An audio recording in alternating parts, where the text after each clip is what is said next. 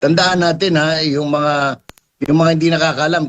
Kami rito sa Davao, alam namin yung nangyayari. Pero para sa kapakanan ng mga nanonood sa ibang bansa at sa ibang bahagi ng Pilipinas, 4 na taon na hong walang national ayuda ang city government, walang pondong binibigay. Ano?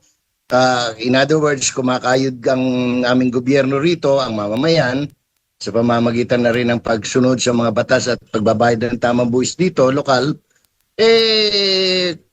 pasasaan at nakakaraos kami at nakakapag-project, nagkakaroon pa ng mga modern buses na wala talagang ayuda, no? So, wag na ho natin masyadong pinagpapansin yung mga ganyang paninira. Ang importante ay umuusad kami sa tulong at awa ng Panginoon at sa ayuda na rin ng mga tao mismo dito sa Mindanao, no? More specifically sa citizens of Davao. Ito bang unahin ko lang itong naging pahayag, no, ni Ombudsman Boying Rimulya doon sa naging budget hearing ng Kamara sa kanilang budget nga sa Ombudsman na ang Davao, ikaw bilang isang taga Davao ay epicenter daw ng flood control projects. Aba, at later on sa huling bahagi po ng kanyang statement, biglang kabig naman na kailangan pa daw nilang humanap ng sapat na ebidensya para patunayan yon, Sir Jay. Siguro pagpapasensyahan na lang siguro si Attorney Boying, no, si Ombudsman Boying, kasi alam mo, galing sa sakit yan, baka hindi na niya masyadong napag-iisip ng maayos yung kalagayan ng bansa. Opo. Kasi yung mga ganyan, alam mo namang hindi totoo, kaya mahirap patulan eh. Alam mo namang gumagawa lang sila ng mga kwento para kung ano-ano tikakasira ng Davao City.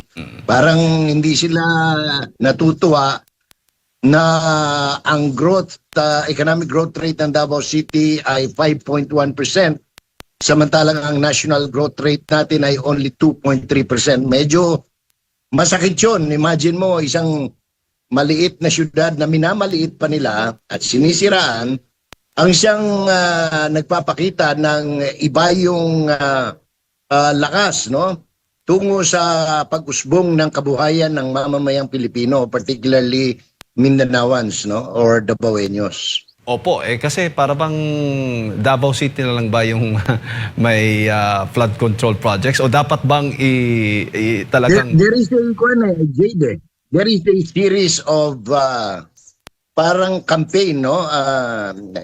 Nitong huli, nagpunta si Mr. Matibag ng NBI at sinabing yung isang kumpanya, i-rescue nila dahil yung mga empleyado raw ay hindi magandang kalagayan, samantalang yung mga empleyado naman, wala namang nagrereklamo sa kanila.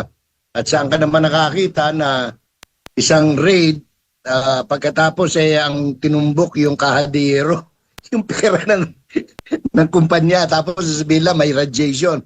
Kung may radiation yan, matagal nang apektado yung buong paligid. Kaya medyo hindi na nakakatuwa, pero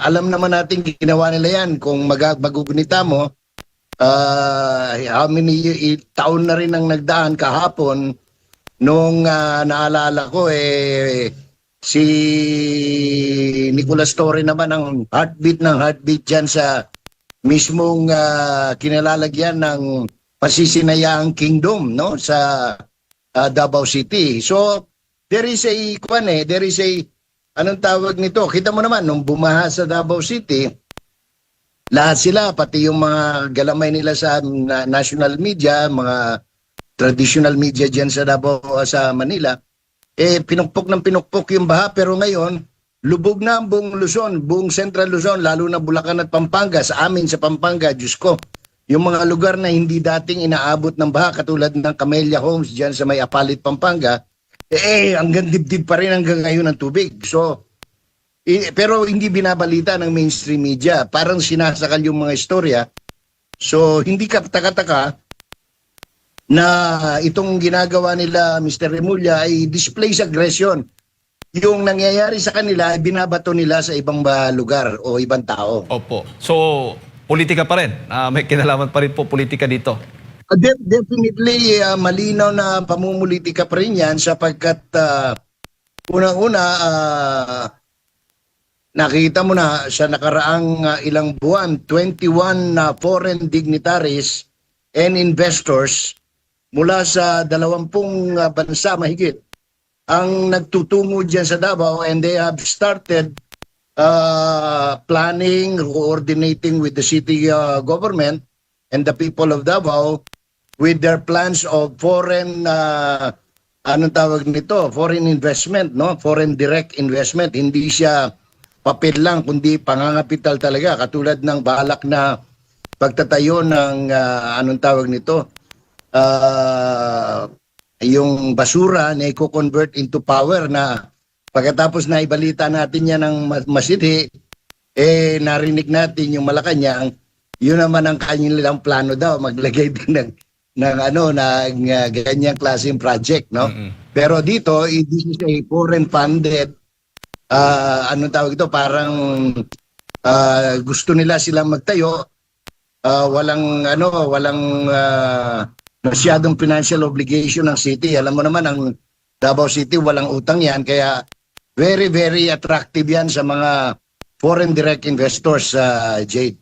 Kaya nga minsan, sabi pa nga ng iba, ang mga proyekto dyan sa Davao ay parang inaangkin na yung credits.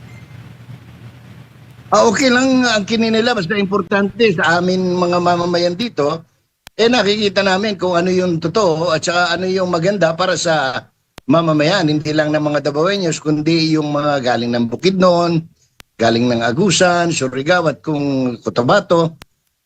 Kasi ultimately kami naman ang magbe-benefit. Wala naman, hindi na namin masyadong pinapakinggan yung mga political, anong tawag nito, mga pakulo, no? Kasi pakulo naman yan, no? Obviously pakulo dahil kapareho niyan, baha sa buong Luzon pero namimigay ng ayuda doon sa lugar na wala namang baha, no? Nag-aantay ng asikaso ngayon yung mga taga-Hagonoy, Bulacan, mga taga-Paumbong, yung mga taga-Macabebe, Masantol, Pampanga, yung sa Zambales, kung nakikita nyo yung kalagayan sa isang bayan dyan sa Bansales na talagang naghalo yung baha at yung lahar na dumaloy, no? As a result of the ongoing habagat. Opo. Sinisisi nga yung kalikasan, climate change. Sir Jay, yung nasa likod nga ng mga pagbaha ngayon sa ating bansa. Narinig ko nga si Presidente, hindi naman daw babaha kung hindi umulan na malakas Opo. Pero Sir Jay, papaano dapat ito balansihin ng taong bayan? At meron tayong, ang dami kasing mga pangyayari. Meron sabay-sabay. May budget hearing, budget season nga ngayon, patuloy na dinidinig. Kaya nga narinig natin yung pahayag ng Ombudsman Remulla patungkol nga dito sa Davao. Tapos may kasabay parang itong impeachment trial. So ano bang tingin mo dito? Well, una tapusin lang natin yung kay Mr. Remulla, yung palagi sinasabi niya epicenter ng baha. Tandaan natin yung mga hindi nakakalam. Kami rito sa Davao, alam namin yung nangyayari. Pero para sa kapakanan ng mga nanonood sa ibang bansa at sa ibang bahagi ng Pilipinas, 4 na taon na walang national ayuda ang city government, walang pondong binibigay. In other words, kumakayod ang aming gobyerno rito, ang mamamayan, sa pamamagitan na rin ng pagsunod sa mga batas at pagbabayad ng tamang buwis dito, lokal, pasasaan at nakakaraos kami at nakakapag-project, nagkakaroon pa ng mga modern buses na wala talagang ayuda, no? So, wag na ho natin masyadong pinagpapansin yung mga ganyang paninira. Ang importante ay umuusad kami sa tulong at awa ng Panginoon at sa ayuda na rin ng mga tao mismo dito sa Mindanao, no? More specifically sa citizens of Davao.